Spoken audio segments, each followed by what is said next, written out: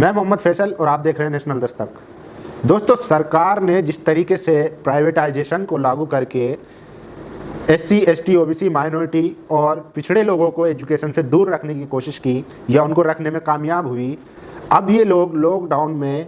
Online classes चलाकर जो SC, ST और गरीब मजदूर तबका है जो इन सुविधाओं को जिनके पास ये सुविधाएं अवेलेबल नहीं हैं, उन लोगों को एजुकेशन से दूर करने की एक गहरी साजिश है। दोस्तों, इसका एक नया ताज़ा मामला केरला में सामने आया है, जहां पर एक 14 साल की दलित छात्रा ने जो 10वीं क्लास में थी इसलिए खुदकुशी कर ली क्योंकि उसके पापा के पास जो लेबर का काम करते थे, उनके पास लॉकडाउन की वजह इतने पैसे नहीं थे कि वो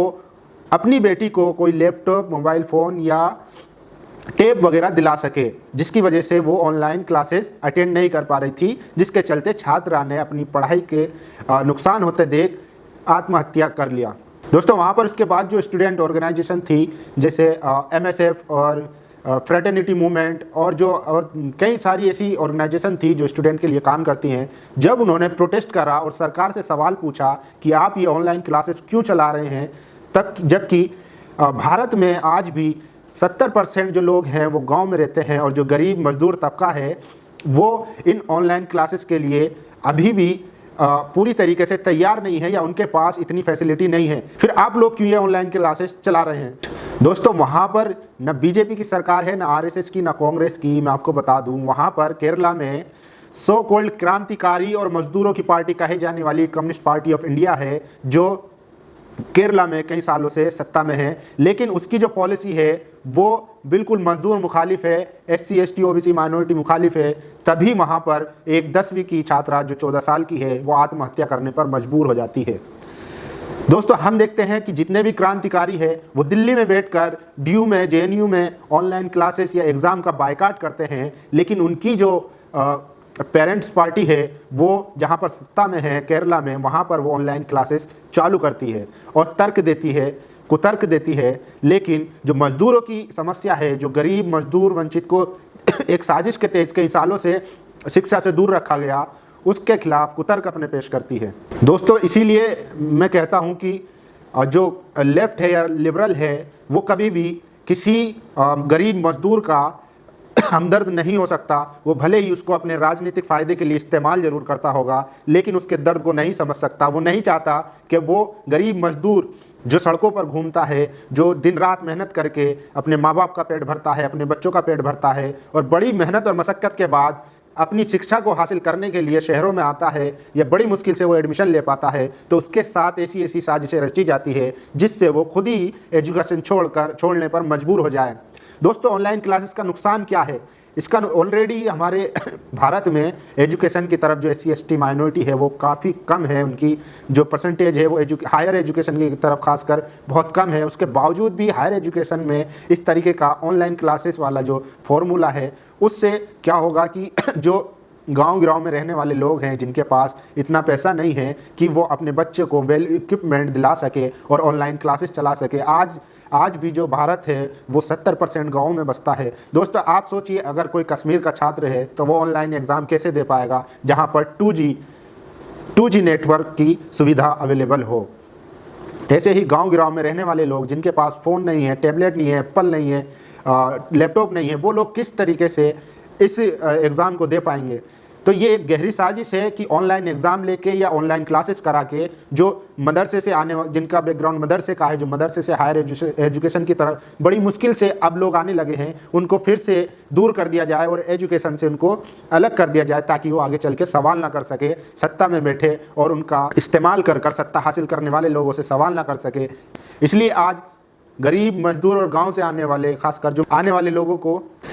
एक साजिश के तहत इस एजुकेशन से दूर रखा जा रहा है। दोस्तों, दूसरी बड़ी खबर यह है कि दिल्ली पुलिस ने दिल्ली दंगों की चार्जशीट हाई कोर्ट में दाखिल कर दी है, जिसमें निगम पार्षद हाजी ताहिर हुसैन को मास्टरमाइंड बताया गया है कि इन्होंने दिल्ली दंगों की साजिश रची और जितना भी दिल्ली में दंगा हुआ वो इन्हीं की कहने पर हुआ और यही मास्टरमाइंड है। दोस्तों, आप सोचिए कि कितनी बड़ी साजिश है और किस तरीके से एससी, एसटी, ओबीसी और माइनॉरिटी को टारगेट किया जा रहा है। वो कहते हैं ना कि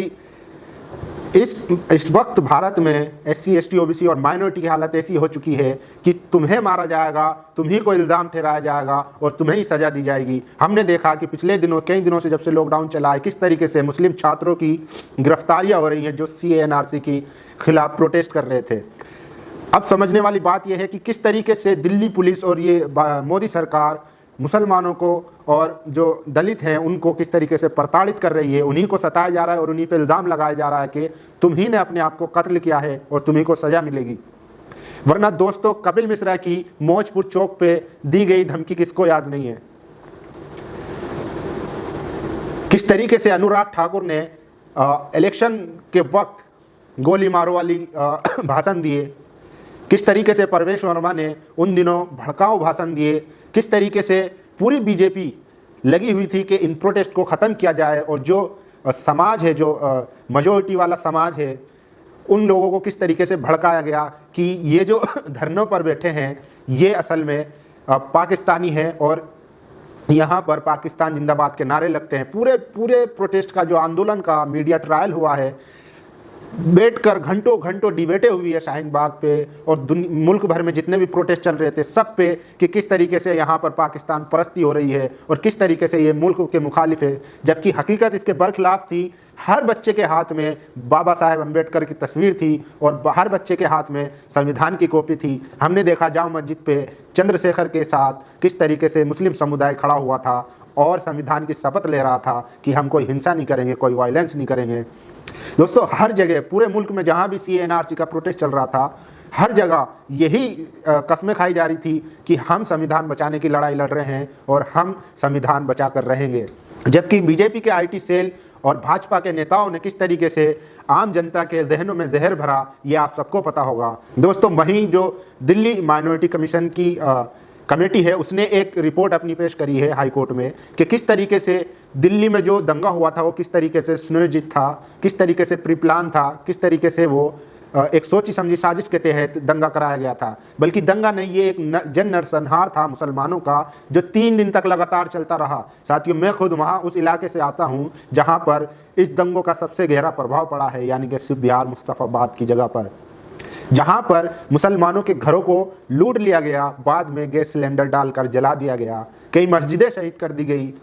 इसी बिना पर कि ये मुसलमान पाकिस्तान परस्त थे। अब जबकि पुलिस को एक निष्पक्ष कार्रवाई करनी थी तो उन्होंने हाजी ताहिर हुसैन को मास्टरमाइंड बताते हुए चार्जशीट दाखिल कर दी है। दोस्तों, जो हाजी ताहिर हुसैन है, आपको पता होगा कि किस तरीके से वो खुद उन्होंने जो 25 फरवरी और 26 फरवरी को किस तरीके से उन्होंने करावल नगर थाने में जो वहाँ के SHO थे या SP थे उनको किस तरीके से फ़ोन करके अपनी सिक्योरिटी के लिए बुलाया और उनकी निगरानी में वो वहाँ से निकले हैं। जो AP सिंघल है उन्होंने खुद बयान दिया। तो जो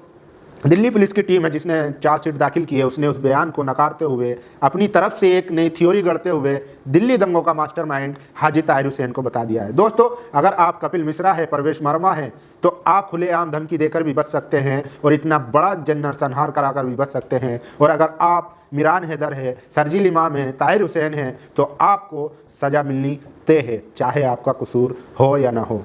दोस्तों, अभी हाल ही में एक फिल्म आई है पाताल लोक, अगर आपको टाइम मिले वो देखिएगा कि किस तरीके से जो एजेंसीज़ हैं हमारे भारत की, वो किस तरीके से राजनीति के साथ मिलकर या उनकी कठपुतली बनकर किस तरीके से काम करती है। जो हमारी जांच एजेंसीज़ है वो किस तरीके से उस केस को डाइवर्ट करती है, किस तरीके से उसको जो वो 4 बंदे हैं उनको पाकिस्तान के साथ लिंक करती है, किस तरीके से